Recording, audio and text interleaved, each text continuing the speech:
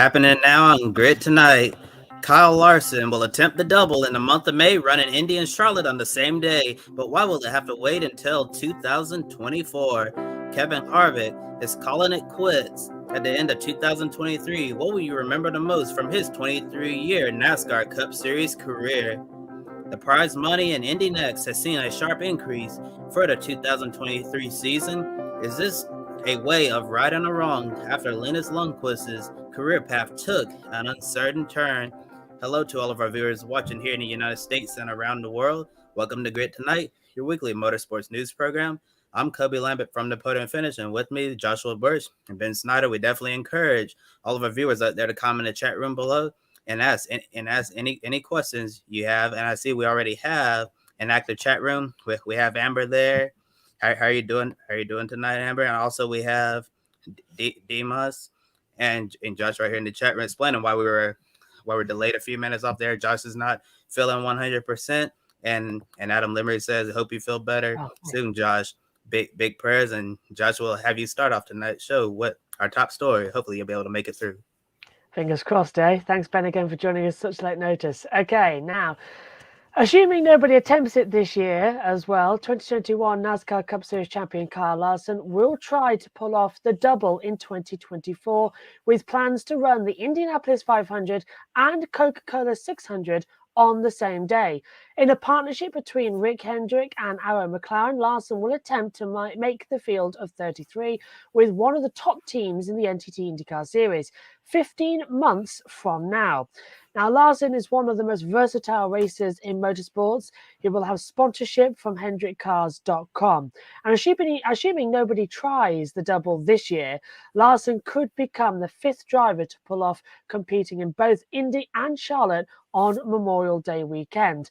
The four drivers who've participated in the double in the past were the late John Andretti, Robbie Gordon, Tony Stewart, and Kurt Busch. The photo taken there by Ekin Howard from Getty Images.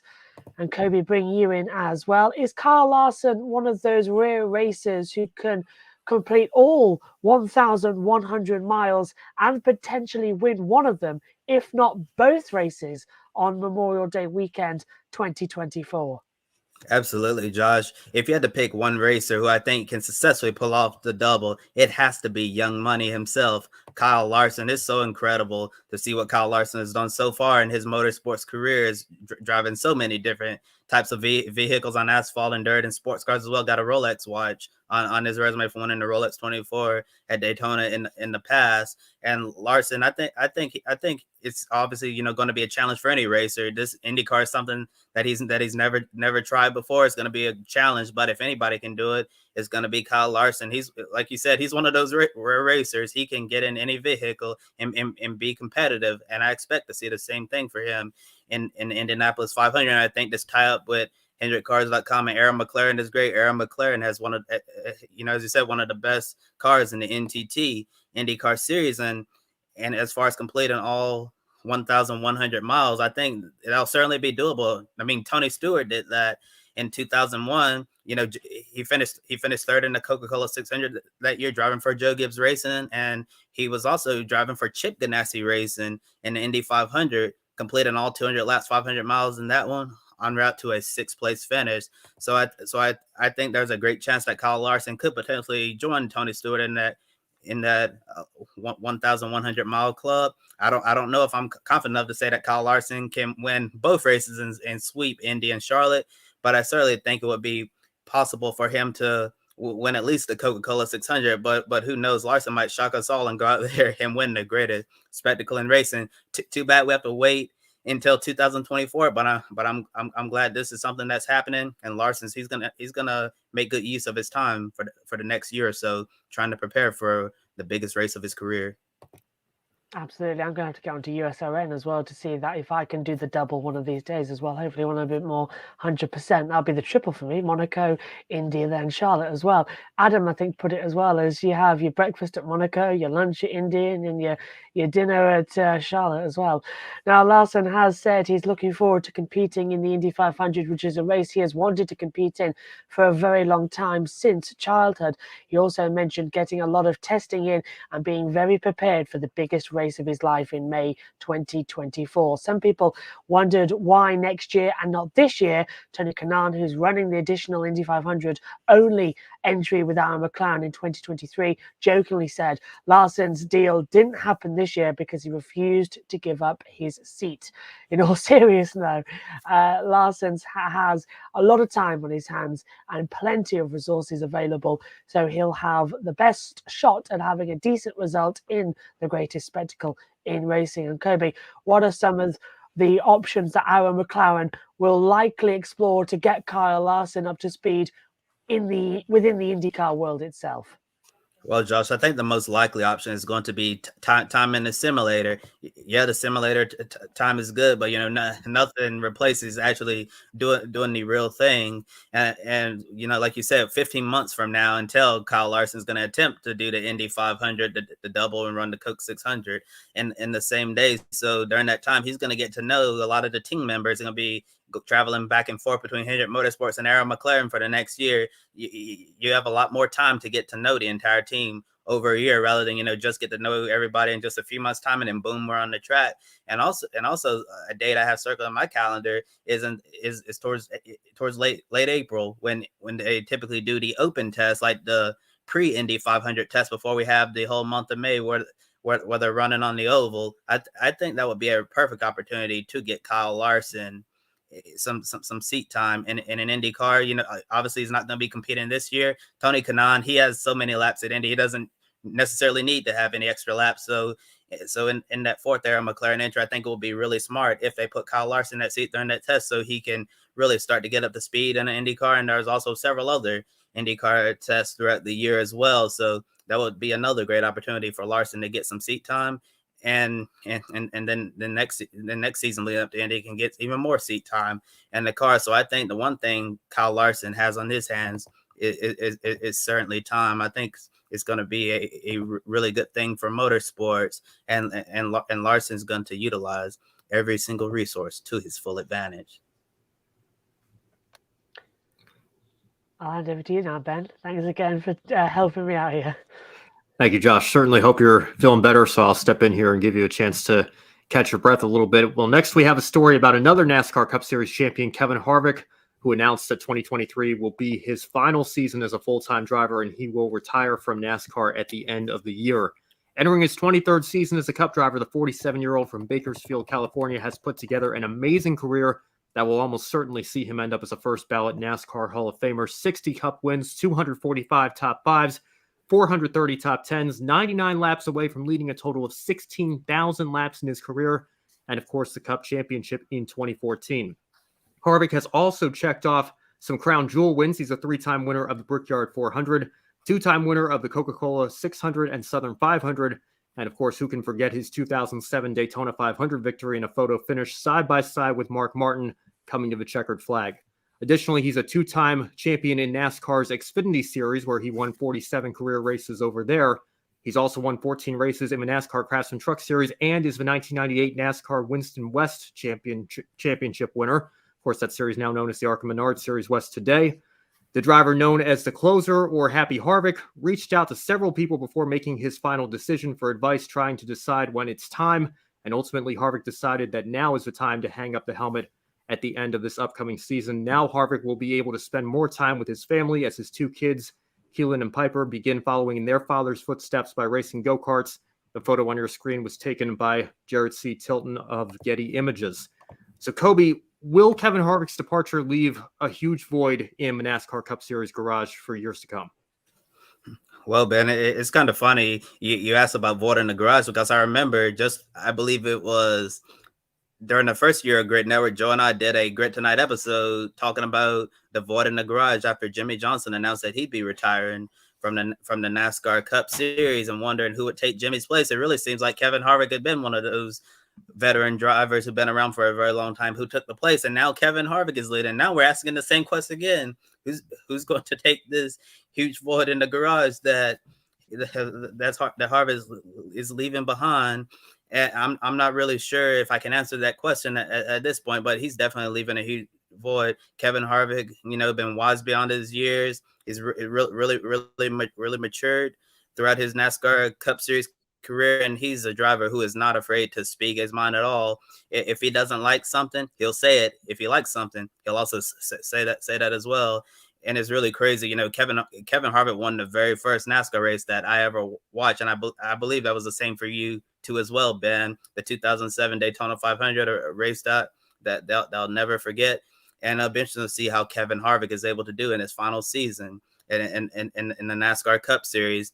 And it's really crazy because he's still competing at a relatively high level. Won some races last year after a disappointing 2021 or 2020. Like it was going to take home the Cup title until it all fell apart at the end. And Kevin Harvick, he's gonna go out there this year, savor the moment, and try to win some more races, and hopefully in his case go out on top to try to become a NASCAR Cup Series champion again. And also have some questions in the chat room. Amber said, do we think Kevin Harvick could change his mind if he has a good season? To be honest, Amber, I think Kevin Harvick's mind is already made up. His son Keelan's racing internationally right now in Europe. Keelan has an interest in potentially going on the road to F1 in the future. That's still a ways away, but Kevin certainly wants to be there and support his son's racing career, and also his young daughter Piper recently started go-karting as well.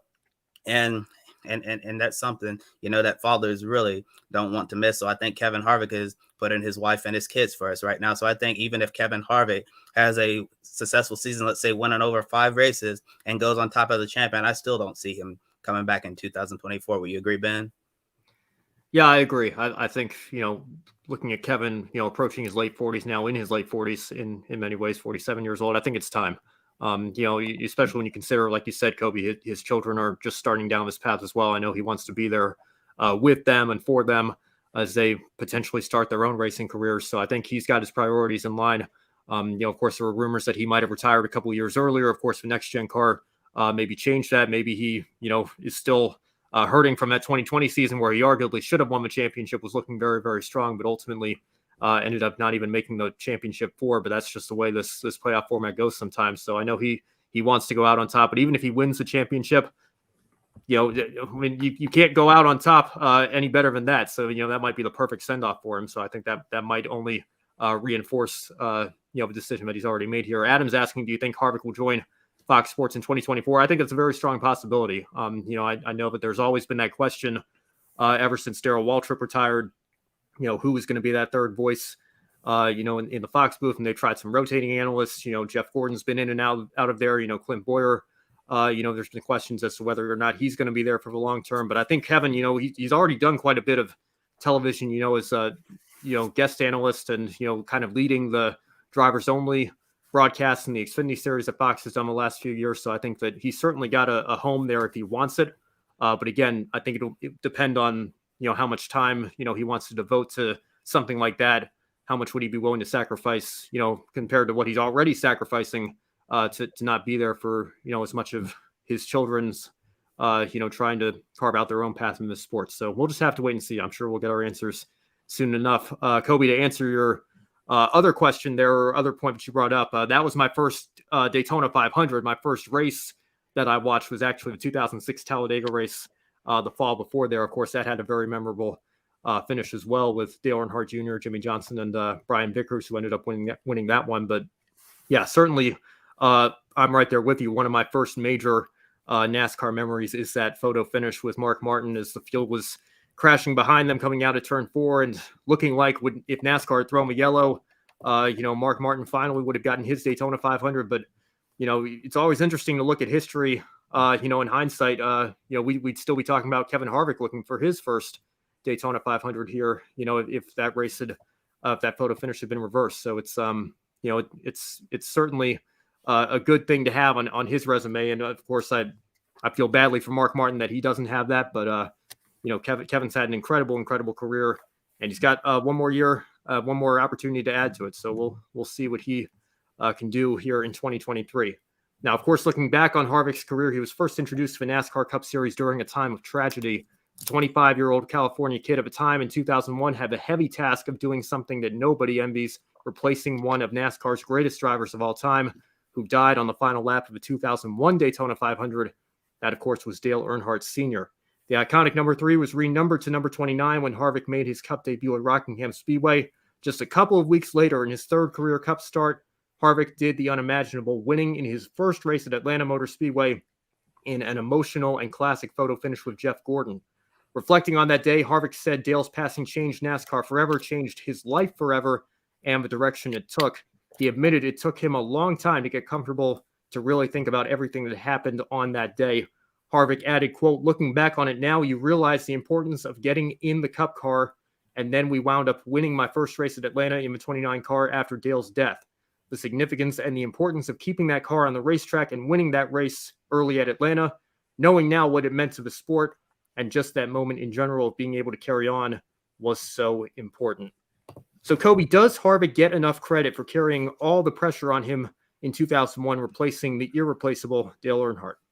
To be honest, man, I don't think anybody can get enough credit for being put in the situation that Kevin Harvick was in. I can't even imagine what that is like. It's one thing replacing a legend of the sport, you know, when they decide to hang up the helmet and retire, and it's another thing when you're replacing a legend who was forced to retire due to injury, but they're still alive. But when arguably Dale Earnhardt Sr., who's one of the greatest NASCAR drivers of all time, passed away, and you're called up, you're only 25 years old, and you're called up to replace the intimidator of them all, Dale Earnhardt Sr. I can't imagine how hard that was on Kevin Harvick, and that victory at Atlanta just several weeks later after Dale's passing. It was one of the first major healing moments of the sport. I know the major healing moment was, later in the summer of the 2001 Pepsi 400 when Dale Earnhardt Jr. won the first NASCAR Cup Series race back at Daytona since losing his father. That was the ultimate healing moment. But Kevin Harvick went in that renumbered 29 car with Dale Earnhardt Sr.'s team that year. That was truly, truly special. And in the future, I really would love to see Kevin Harvick open up more about this topic. Really curious to hear what he has to say, reflecting on it all of these years later, because the pressure that he faced replacing Dale Sr., as you said, Ben, replacing the irreplaceable. I can't imagine what that was like for a young 25-year-old kid from Bakersfield, California. Yeah, no doubt. And, there were a lot of healing moments in that 2001 season. I'm thinking to, Steve Park getting the win at Rockingham in the very first race for Dale Earnhardt Incorporated. And then, of course, Harvick came in just a couple of weeks later, won Atlanta. And then I think the ultimate healing moment, like you mentioned, Kobe, was Dale Earnhardt Jr., winning the first race back at Daytona in July of 2001 there. So, I think Harvick, really, like you said, Kobe, I think he doesn't get enough credit for being, the guy that was drafted in that moment. I think, a lot of people might not realize that Atlanta was supposed to be his first race because RCR had a plan for him to go part-time in 2001 and then full-time in 2002. But obviously the tragic circumstances changed that. So if I may, do a shameless plug here for my boss over at lastcar.info, Brock Beard. He's got a great series called 500 Days now where, they're looking back at that time period and all the lost storylines leading up to the 2001 Daytona 500. And of course, what's come on after. The most recent episode is on that Rockingham race. So I'm sure, in a couple of episodes, we'll get to what happened in Atlanta. So stay tuned for that. He's got some big plans in the works over there. Josh, you're feeling all right? Are you ready to come back in here? I am. Thank you very much again for taking that mega segment. I think you did it more justice than I could have done as well. But I do remember when I was first getting into NASCAR, I was taking a look as well at, obviously you have to take a look at 2001 Daytona because it did change the shape of the sport in many ways for the good because it improved on driver safety. And you look at the next race a week later at Rockingham as well, and it was such a sudden shift. You can tell it was like one era ended, one era started, and it was difficult viewing as well. So it's weird to see that one of those guys who had the unthinkable task of replacing Dale is now himself retiring as well, and who's going to replace him on the ladder as well. It's all very, very strange. But thanks, Ben, for taking that, and Kobe as well, helping an old dog when he's down as well.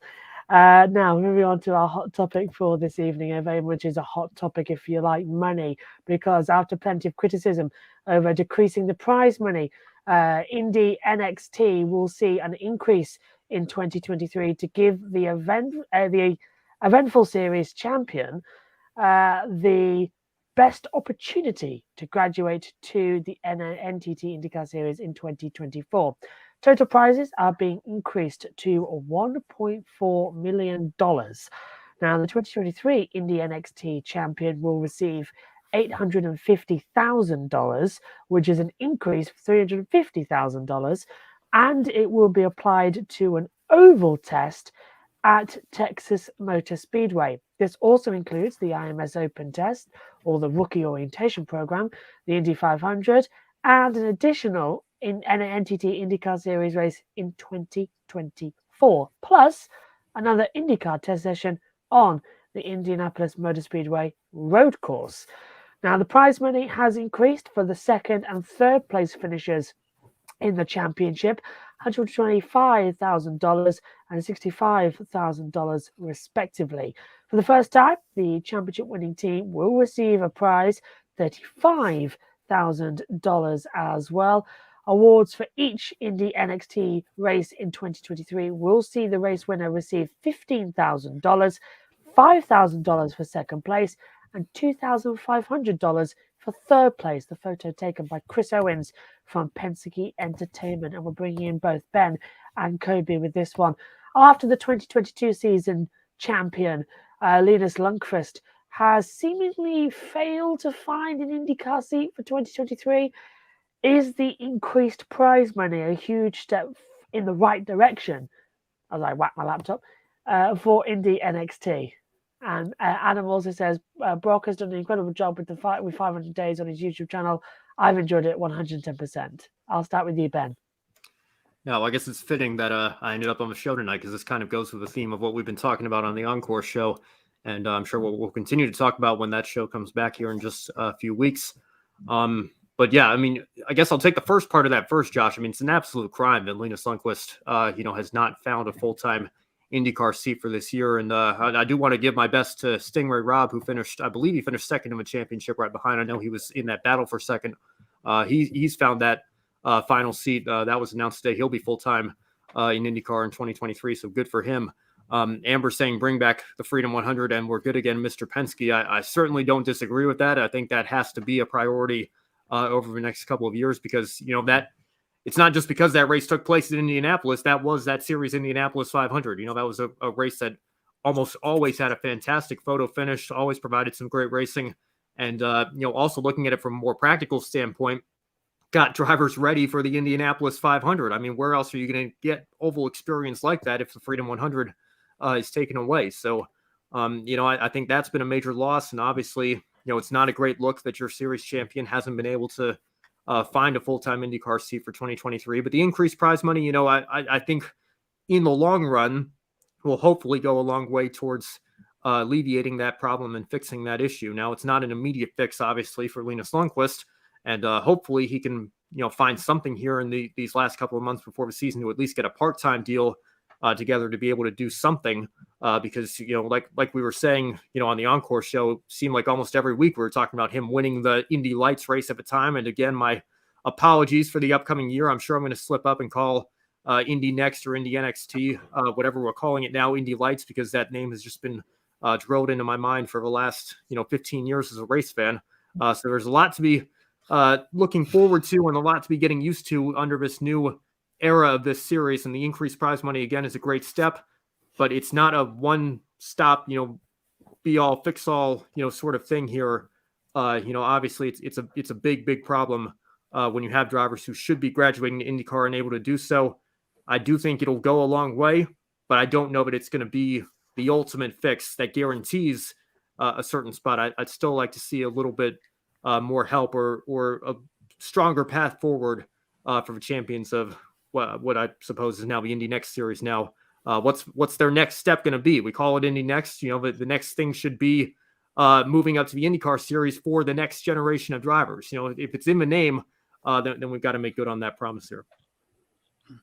I totally agree with everything you said, Ben. I don't really have much to add from that. I agree with the fact that it's not going to fix all of the problems that we've had with the Indy NXT Series, but it's definitely a step in the right direction. I was very pleased to see them announce that they're going to be increasing the prize money overall throughout the series to try to give the Indy NXT champion a much better chance of bringing a decent budget to an NTT IndyCar Series team so they can take that next step in their racing career. Really disappointing that Linus Lundqvist has missed out on all the full-time rides. I'm not sure what his sponsorship and financial situation is like right now. Hopefully he'll at least be able to find a seat for the Indianapolis 500 or at least one IndyCar race somewhere else later in the season. He had a really great Indy next season in 2022, and that's a shame that he's not going to be in one of those seats full time in 2023. But across the board, I think it's really good that the champion would be able to test on an oval at Texas Motor Speedway, like you said, Ben, with the Freedom 100.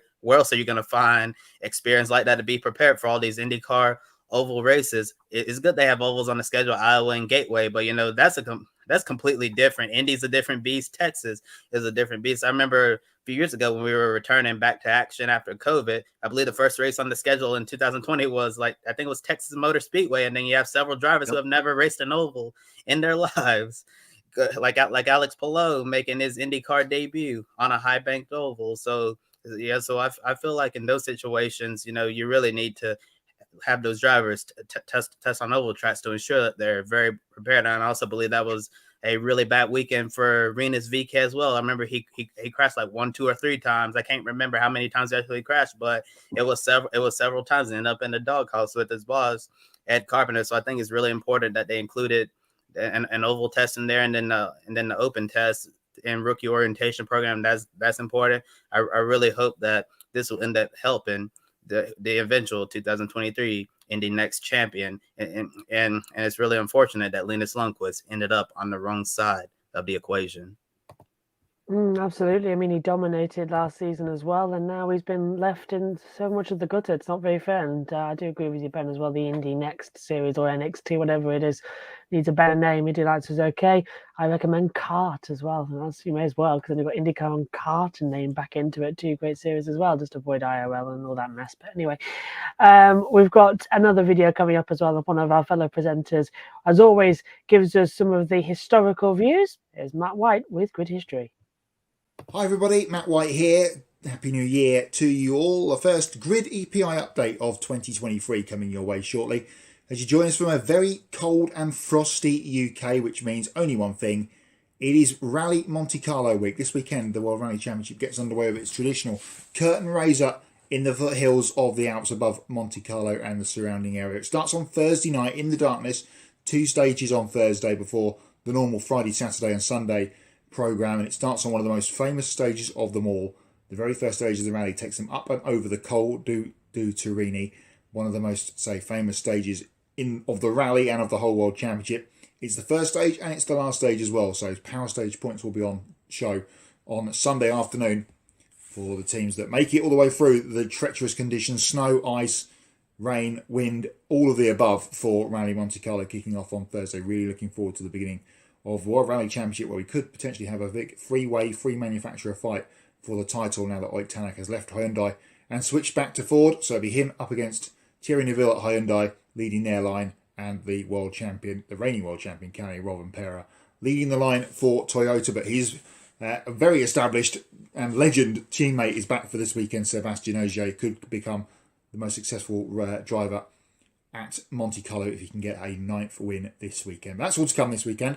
Let's take a look at some results from the weekend that was. The Grid EPI gets underway the last weekend with its first scoring race. We'll bring you the updated points in April. After Easter, we plan to launch in line with the grid ranking, so we'll both be out at the same time at the beginning of April. But the first round is on the board. The Dubai 24 Hours at the weekend at the Dubai Autodrome, won by WRT, their first running in the endurance race with a BMW, and they took victory on Sunday with Mohammed Al Saud, the Saudi Arabian, joining Diego Menchaca, Jean-Baptiste Simonau, Jens Klingman and Dries van Voort, who was in our top 5 last year in the Grid EPI, and he gets his first race of the year off to a winning start. WRT 1-3 in that race, with the Valentino Rossi teammate car, going in third position in the overall standings and second in the Pro GT class. So that's the first race of the Grid EPI done for 2023, and we've got our second one coming up this weekend, because on Saturday it's the second round of the Creventic 24-hour series with Hankook. It's the Abu Dhabi 6 hours on Saturday. They are joined again, as they were in Dubai, by the Formula Regional Middle East Championship. So plenty to watch on this weekend, along with Rally Monte Carlo. And it's also the Raw before the 24. So in a couple of weeks' time, we'll be at Daytona Beach, Florida for the Rolex 24. This weekend we have practice and qualifying. And we also have the new VP Challenge series, which is new for this year. 2 sprint races over the weekend, intertwined with all the Rolex practice and qualifying as well. We'll give you an update on that Abu Dhabi result on next week's EPI update. And also, well, I'm sure we'll talk about Rally Monte Carlo as well. But it's a big weekend again to come, and then I have a couple of big weeks to come. After this one, we've got Daytona, and then the Bathurst 12 hours. Big stuff coming in endurance performance land. And we'll give you all the updates here in the Grid EPI segment over the weeks to come. Okay, so now it's time to come to everybody's favourite game as well. It's the Pick a Winner, this time on Wednesday, because we've got the start of the World Rally Championship of Rally Automobile Monte Carlo starting tomorrow as well. So first of all, I'll hand over to you, Kobe. Who do you think is going to win the first WRC event of the year? I'm gonna go with one of the best World Rally Championship racers that we've seen in our time. He's not running full time anymore, but I know he's running a partial schedule. I think Sebastian Ogier is gonna get the job done and win Rally Monte Carlo. And our own Joe Samaniego says that his winner for Rally Monte Carlo is Thierry Neuville. And a comment there from Amber said that they should have a lion at Daytona when the green flag waves to start the roar before the 24. And Amber also said her pick is Sebastian Ogier, agreeing with me, while Adam Limmeries is going with Kali Rovanpera. Now, Ben, who you think going to win? Well, again, WRC is not one of the series that I follow the closest here. That's part of our grid ranking, so please don't take any fantasy advice from me, but I will go with Adam there and go with the defending champion. Kali Rovanpera really impressed me with the numbers that he put up last year. I can't think of anybody better to go with for pick a winner than Kali Rovanpera. So I will make that my choice for this weekend. And it's my first time I'm going to sit down and watch all of Rally Monte Carlo as well. Usually there's another series that gets in the way and I have to catch up as well. So making this prediction is going to be quite interesting as well.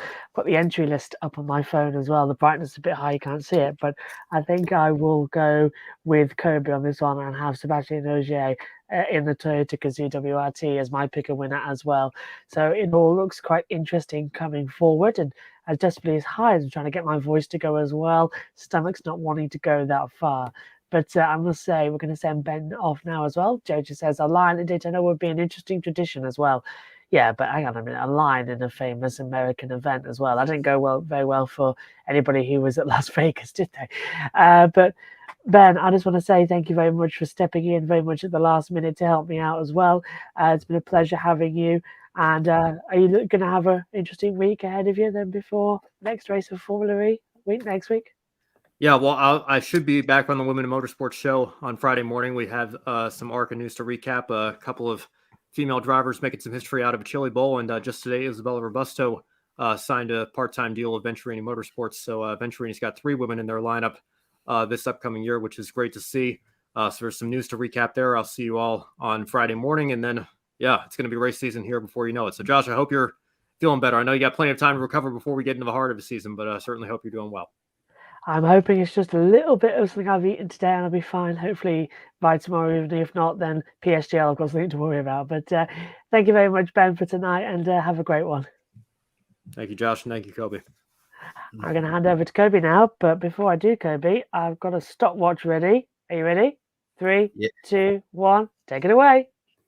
All right, here I go. Next, some more motorsports news from around the world. Last week, we talked about Jimmy Johnson's big announcement with Petty GMS becoming Legacy Motor Club and the 7-time NASCAR Cup Series champion using the number 84 during his select cup races this year. Carvana, the same sponsor he had during his 2-year stint in the NTT IndyCar Series, will sponsor Johnson's Daytona 500 entry next month. Johnson will have to fight his way into the Great American Race because he'll be in a car that doesn't have a charter, and the past champions provisional is no longer a thing in cup competition. His other scheduled cup races will be announced at a later date. The graphic you see on the screen, courtesy of Carvana Racing. Juncos Hollinger Racing is adding one of Argentina's best drivers to his full-time driver lineup in the NTT IndyCar Series. That driver is Agustin Canapino. He'll drive the number 78 Chevrolet as Callum Ilot's teammate in 2023. The 32-year-old will become the first driver from Argentina to contest a full season of IndyCar competition since Juan Manuel Fangio II competed in IndyCar 25 years ago, and Juan Manuel Fangio II had a really successful career in IMSA in the GTP category. That's the classic GTP, and now we have modern GTP that's going to be debuting very soon in the IMSA WeatherTech Sports Car Championship. And getting back to Canapino, he's coming to America with plenty of success from his homeland. Went on a total of 15 national championships, taking home titles in Super TC 2000, Top Race V6, and Turismo Carretera categories. He has previous experiment with Juncos and IMSA, running the Rolex 24 Daytona and the Mobile 112 Hours of Sebring in 2019 with the organization, and a Cadillac DPI. Graphic courtesy of Juncos Hollinger Racing.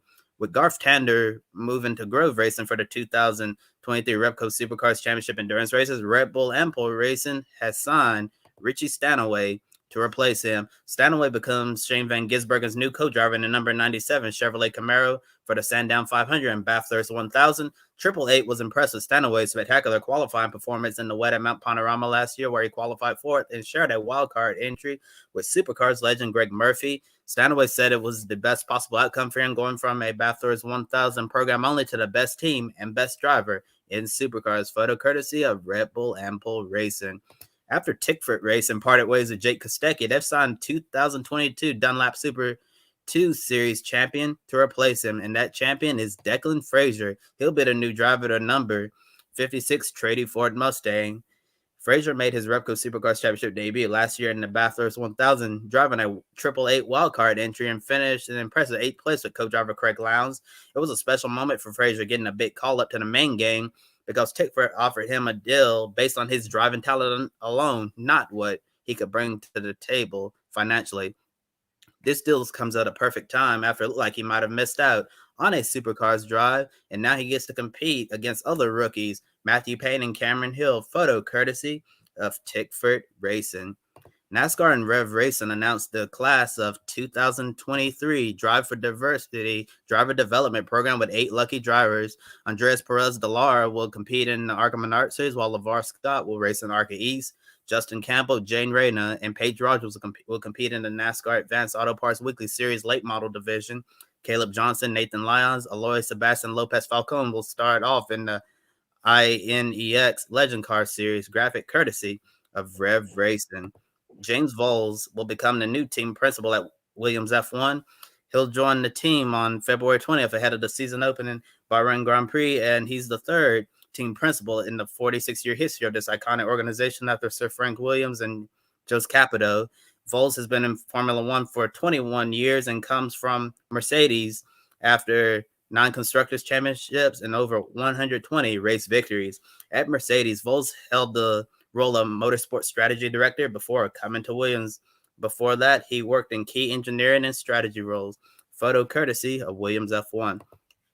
18 days from now, the 2023 NASCAR Cup Series season gets underway with the Busch Light Clash exhibition race at the Los Angeles Memorial Coliseum for the second consecutive year. For the first time in NASCAR history, we'll see the top 3 finishers stand on the podium, similar to all the sights and sounds you see in the world of Formula One. The medal ceremony will take place in Victory Lane, located beneath the Olympic Cauldron at this historic Coliseum. The winner will receive a gold medal that weighs 4.7 ounces and covered in 24-karat plated gold, as the second place and third place finishers get silver and bronze medals, all being produced by Jostens. 27 cars will compete in the 150-lap main event through 4 heat races and 2 last chance qualifiers. The race gets underway on Sunday, February 5th at 8 p.m. Eastern Time on Fox in prime time. Photo courtesy of NASCAR. Rally legend Carlos Sainz Sr. revealed that he suffered a serious injury after a crash in the Dakar Rally. Sainz said the back pain he experienced after the wreck lasted longer than usual, so he decided to get it checked out. Then he found out that he fractured his T5 and T6 vertebrae in the spine, but they're stable, and Sainz will be able to make a full recovery, thankfully. Triple Eight Race Engineering is prepared to enter two strong driver lineups in this year's Liqui Moly Bathurst 12-hour. The number 88 super cheap auto Mercedes-AMG GT3 will enter the pro class with Supercars drivers Shane Van Gisbergen and Brock Feeney. Joining them is Mercedes factory driver Maxi Goetz. In the Pro-Am class, the number 99 Boost Mobile Mercedes GT3 will see Jamie Whincup and Richie Stanaway team up with Prince Jeffrey Abraham, photo courtesy of Supercars.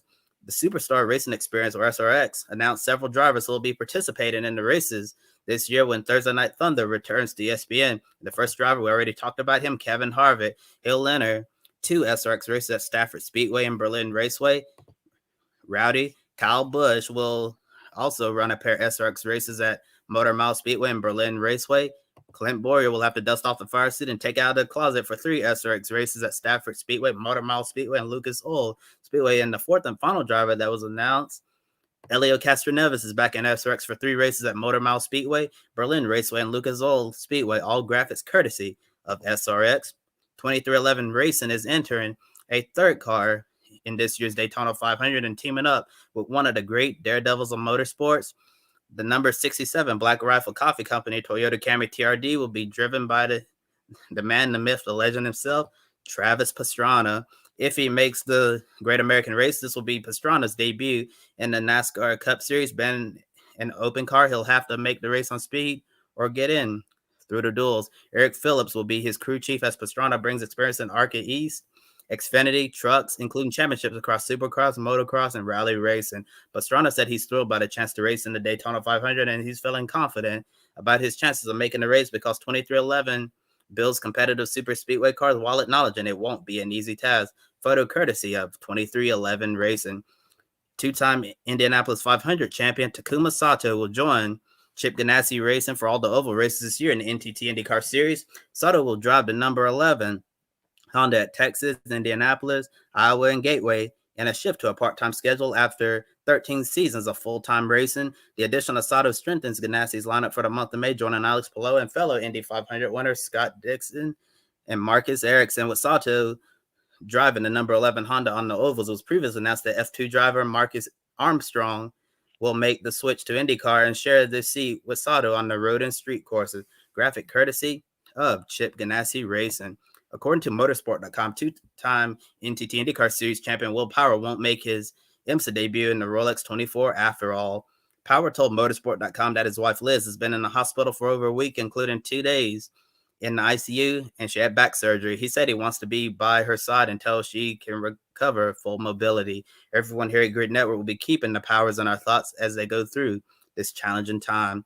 The 2023 racing programs have been announced for Red Bull's junior drivers through High Tech Grand Prix.